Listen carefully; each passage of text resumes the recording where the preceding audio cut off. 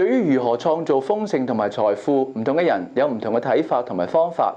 無論你係成功定係仍然努力當中，其實你有冇諗過，究竟你真正點樣睇錢嘅呢？一開始嘅時候，我哋同大家做一個心理測驗，睇下你嘅潛意識對金錢嘅態度究竟係點呢？老實講，你有好多嘢其實你自己未必知嘅。心理測驗嘅目的就係唔係問你個腦袋嘅嘢，係問你入邊嘅東西。咁無論你信唔信都好啦，當遊戲玩下啦嚇，嚟咯喎！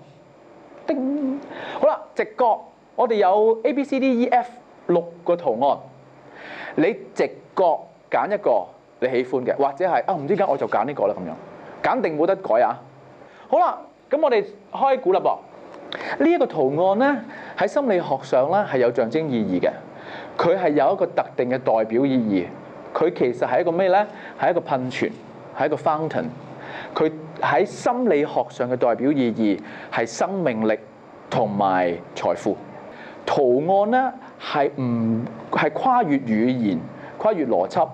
你細個嘅時候係用圖像嚟去思考嘅，咁所以咧有好多心理學嘅測驗啦，佢都會用圖像圖案嚟去問你真正諗嘅嘢。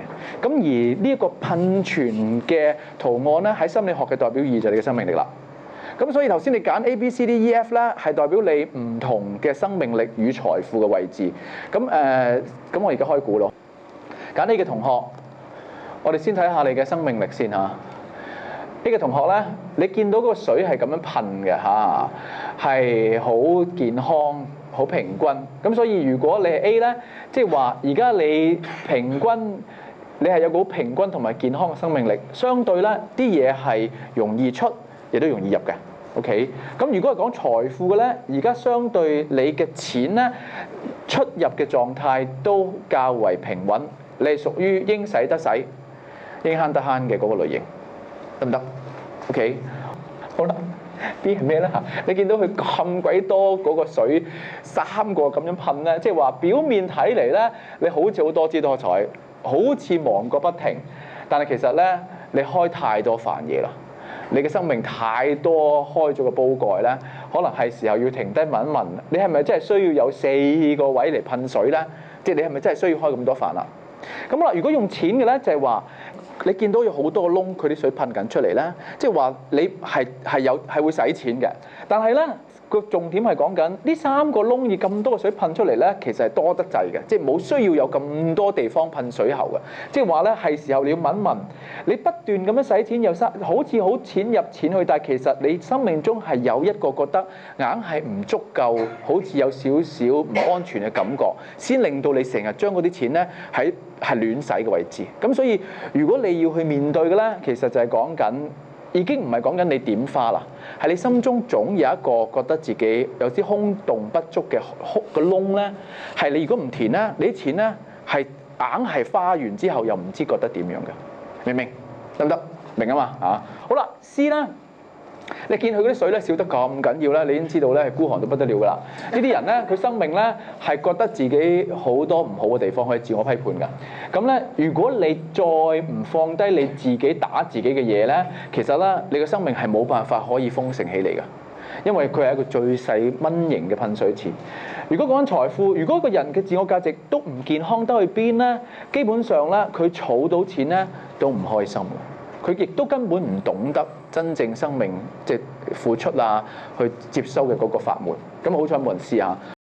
好啦 ，D 嚟啦喎 ，D 佢個水係咁噴嘅。好啦，生命力十分頑強，但係非常固執嚇，係時候要開放你自己，因為咧你見佢嘅水咧係即係較為尖咁樣噴出嚟嘅。如果以心理學嘅咧係一啲好 independent， 就一條噴嘅啫，一個噴。個噴冇，但唔係好多咁樣平均分佈嘅。咁所以咧，如果財富上咧，你係屬於保守又獨立，又唔中意人哋幫，咁有個問題啦。人哋幫忙都係一個接受嘅能量嚟㗎。如果你又唔俾人幫，又過分獨立咧，咁你嘅錢就只可以靠你嘅苦功嚟死做爛做，你根本好難可以創造到伙伴關係啦，或者同人哋合作啦，或者人哋嚟幫你嘅。咁所以咧，你要小心啦。如果唔係咧，你就真係要靠你自己付出到幾多努力。如果唔係，你嘅錢係唔會多㗎。OK， 好啦，E 啦，睇下啦，大家都睇到嗰個水係點噴㗎啦嚇，大家都估到究竟嗰啲演繹係咩啦嚇。生命處於失衡嘅狀態，某一啲範疇咧已經係爆咗煲同埋黐咗線㗎啦嚇。雖然你係唔會話俾人知，但係咧你係有一啲已經求 Q 其亂 Q 算數啦，亂揈嘅能量。乜嘢人會將自己嘅財富咁樣即係冇意識地咁亂揮霍咧？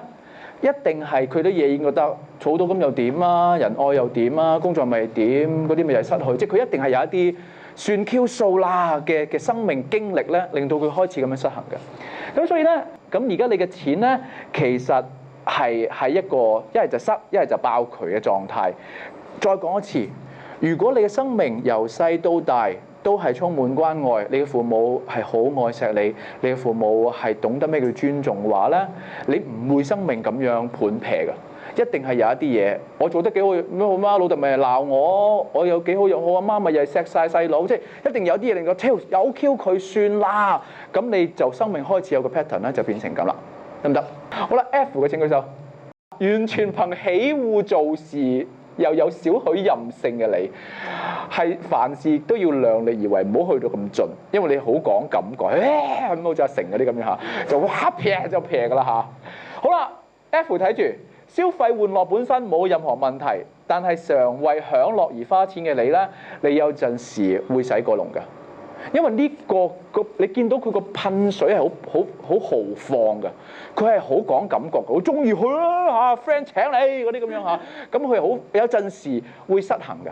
嗱，當然而家唔係講緊你每分鐘都係咁，但係冇偶然今日呢個圖案會吸引你嘅注意力，即係話你心入邊冇咁樣嘅共振咧，呢幅圖吸唔到你嘅注意力㗎。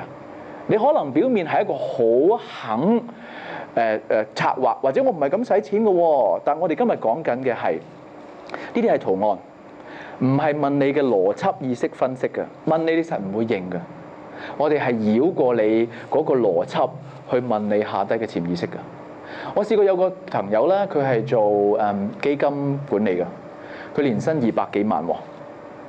咁佢係我學生，咁有一次咧，我哋做呢啲潛意識嘅嘢咧，突然間抄到一個 pattern。其實咧，佢係覺得自我無價值啦，佢係唔信任有錢咧係有出路嘅。個問題係點咧？佢真係賺到200萬，但係佢散發出嚟嘅唔係200萬嘅嗰份豐盛嘅笑容，係永遠覺得自己不足，要繼續追嘅。咁所以我先話俾你知啦，呢啲咁樣嘅潛意識嘅東西咧，係有陣時可以幫你去睇到你自己入邊係啲乜嘢。你認唔認唔重要，而家只不過我想講嘅就係，我哋今日用嘅呢啲東西咧，其實唔係淨係我一個用，係喺一啲心理學嘅範疇用咗30幾年㗎啦。我哋會知道有一啲嘢幫到你，咁所以我哋今日就 pick up 一啲 exercise 去等你哋去了解你自己啫。